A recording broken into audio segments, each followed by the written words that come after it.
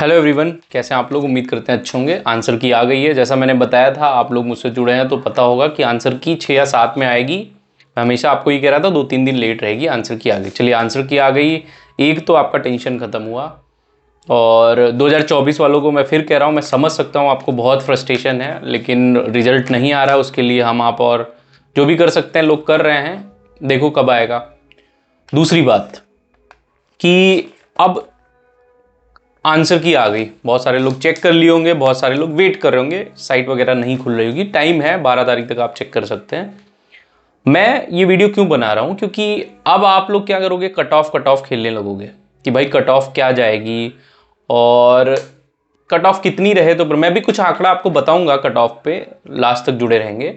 लेकिन उससे पहले मैं एक चीज आपको अवेयर करवा देना चाह रहा हूं कि देखो, पहली बात तो वैसे ही इस वैकेंसी में कंपटीशन बहुत तगड़ा है, क्योंकि 2024 वाले बच्चे, ग्रेजुएशन अंडर ग्रेजुएट दोनों वाले बच्चे इसमें बैठे हैं। ठीक है। और रही बात, मैं क्या बताना चाहता हूं, मैं 3 चीजों पे बात करूंगा। पहली चीज कि नॉर्मलाइजेशन कितना होगा, कि अगर आपको कोई बता रहा है कि 10-20 नंबर नॉर्मलाइजेशन हो सकता है, तो उस चीज को थोड़ा सा हम लोग देखेंगे कि नॉर्मलाइजेशन कितना मैक्सिमम और कितना मिनिमम हो सकता है। ठीक है, पहली चीज ये देखेंगे।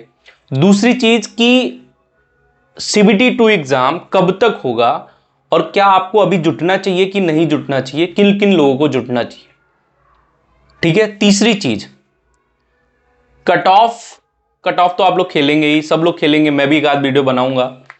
लेकिन कट ऑफ आप खुद से डिसाइड करो, एग्जाम का लेवल और क्या चीजें, उस चीज पे भी बात करेंगे। थोड़ा बहुत कट ऑफ के बारे में भी आपको आइडिया देंगे कि क्या कट ऑफ जा सकती है। मैं मैक्सिमम की तरफ तो नहीं, लेकिन मिनिमम उतने मार्क्स आपके होने चाहिए, वो चीज पे मैं बात करूंगा। तो सबसे पहले हम लोग बात करते हैं। देखो, सीबीटी 1 एग्जाम हो गया, ये एक स्टेज है जिसको क्वालिफाई आपको करना होता है। ठीक है। बहुत सारे ऐसे लोग होंगे जिनके 85 नंबर भी आ रहे होंगे, तो और हो सकता है वो 2024 का मेंस दिए और उनका अच्छा एग्जाम भी हुआ, वहां पे भी वो नौकरी पा जाए। ठीक है। अब खेला जो असली होता है सीबीटी 2 में होता है, सबको पता है। सीबीटी 2 का एग्जाम पैटर्न भी चेंज होता है। 120 क्वेश्चन आने लगते हैं, 35-35 मैथ रीजनिंग और 50 क्वेश्चन आपके जीएस आने लगती है। तो कैलकुलेशन का भी खेल होता है। तो सबसे ज्यादा जरूरी क्या है आंसर की के बाद, कि क्या आप रिजल्ट का वेट करेंगे या सीबीटी 2 की तैयारी कल से ही शुरू कर देंगे आपकी। तो उसके विषय में मैं आपको बताता हूं कि जो सीबीटी 1 एग्जाम आपका 2024 वाला हुआ था, वो शायद 24 या 25 जून को खत्म हुआ था। ठीक है। कब खत्म हुआ था? 24 या 25 जून को। उसके बाद 13 अक्टूबर 2025 को आपका सीबीटी 2 का एग्जाम हुआ था। ठीक है। आंसर की आपको आ गई थी 30 जून के करीब, 5 दिन के बाद आंसर की आ गई थी। और सीबीटी 2 आपका हुआ था जुलाई, अगस्त, सितंबर, अक्टूबर, मतलब 3.5 महीने के बाद, मोटा मोटा हम लोग माने तो 3 महीने के बाद सीबीटी 2 हुआ। लेकिन अगर आप रिजल्ट का वेट करेंगे तो उस स्थिति में आपको देखना चाहिए, जो रिजल्ट आता है सीबीटी 1 2024 का, वो 19 सितंबर 2025 को आता है। कब आता है भाई? 19 सितंबर 2025।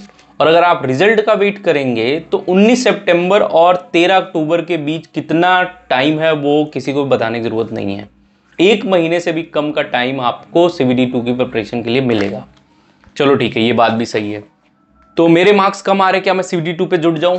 देखो, सीबीटी 2 इसमें कोई अलग से नहीं कि आपको थ्योरेटिकल पढ़ना है, ऐसे प्रिपरेशन करना है, कुछ नहीं करना है। करना क्या होता है, मैथ, रीजनिंग और जीएस। आपको थोड़ा सा बस 3 ही चीज पढ़ना है। क्या करना है आपको? सीबीटी 2 के मॉक्स देने स्टार्ट कर देने हैं। कि अगर आपको लग रहा है कि भाई मेरे मार्क्स आ रहे हैं, मैं सीबीटी 1 क्वालिफाई, अंदर से लग जाता है कि एग्जाम ऐसा था, मैंने पूरा किया है तो मेरे क्वालिफाई हो जाएंगे, तो आपको सीबीटी 2 की तैयारी में जुट जाना चाहिए। नहीं तो भाई देखो, रिजल्ट का वेट करोगे तो लेट हो जाएगा। बाकी आपकी मर्जी है। ठीक है। आंसर की आप लोगों ने देखा होगा, रैंक मित्रा वगैरह वाले साइट है, उस पर आप जाके अपनी ओवरऑल रैंक भी चेक कर सकते हो। आपके जोन में क्या है, ओवरऑल क्या है। 60 अभी तक मैंने देखा था, 24-25 हज़ार लोगों का कुछ था डाटा, तो 60 के करीब औसत मार्क आ रहे थे। ठीक है, वैकेंसी कम है। दूसरी बात, नॉर्मलाइजेशन कितना होता है। देखो, इस बार तो और कम शिफ्ट में एग्जाम हुआ था, नॉर्मलाइजेशन के चांसेस और कम है। एग्जाम का लेवल जो अब रख रही है, जो भी एग्जाम कंडक्ट करवा रही है एजेंसी, या एग्जाम जहां से भी हो रहा है, वो ऑलमोस्ट सेम रख रहे हैं। मतलब अगर करंट अफेयर के 4 क्वेश्चन इसमें, तो करंट अफेयर के 4 क्वेश्चन इसमें, और लेवल भी सेम रखा जा रहा है। यही चीज 2024 में भी देखने को मिली थी, मैं आपको बता दे रहा हूं। अगर आपके मन में ये चल रहा है कि मैं 50 नंबर पा रहा हूं, मेरा नॉर्मलाइजेशन के बाद 70 हो जाएगा, नहीं होगा। मैक्सिमम नॉर्मलाइजेशन मैं बता रहा हूं 5 से 8 मार्क्स होगा, जो बहुत इजी शिफ्ट होंगी, नहीं तो 2 से 3 नंबर औसत मान लो, इससे ज्यादा नॉर्मलाइजेशन नहीं होने वाला है। ठीक है, पिछली वैकेंसी में भी हुआ था, बुरा लगेगा आपको, मुझे पता है कुछ लोग सोच रहे होंगे 10 नंबर ऐसे कैसे होगा, नॉर्मलाइजेशन तो होगा ही, ज्यादा नॉर्मलाइजेशन नहीं होगा भाई, ये चीज समझ लो। ठीक है, ये सारी बातें मैं इसलिए बता रहा हूं कि हथियार डालो मत, हथियार उठाओ, अभी उठाने का समय। अगर आपको लग रहा है कुछ एक्स्ट्रा नहीं करना है, आपको जो तैयारी कर रहे हो, एसएससी की कर रहे हो, रेलवे की कर रहे हो, उसी में थोड़ा सा एफर्ट लगाना है, मॉक और पीवाईक्यू देने हैं बस।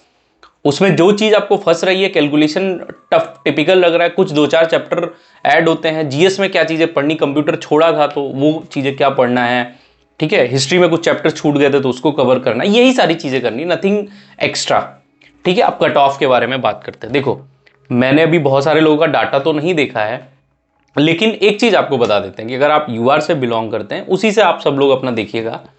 और अगर आप सोच रहे हैं कि 60 या 65 नंबर पे आपका सिलेक्शन होगा, मतलब CBT 1 क्वालिफाई होगा, नहीं होगा भाई, बहुत मुश्किल है, वैकेंसी कम है, 60 और 65 नंबर पे नहीं होने वाला। बाकी क्रिस्टल क्लियर 2-3 दिन में आपको हो सकता है, कल शाम तक ही आपको बहुत सारी पिक्चर्स क्लियर हो जाए, कट ऑफ हाई जाएगी, मैं बता दे रहा हूं।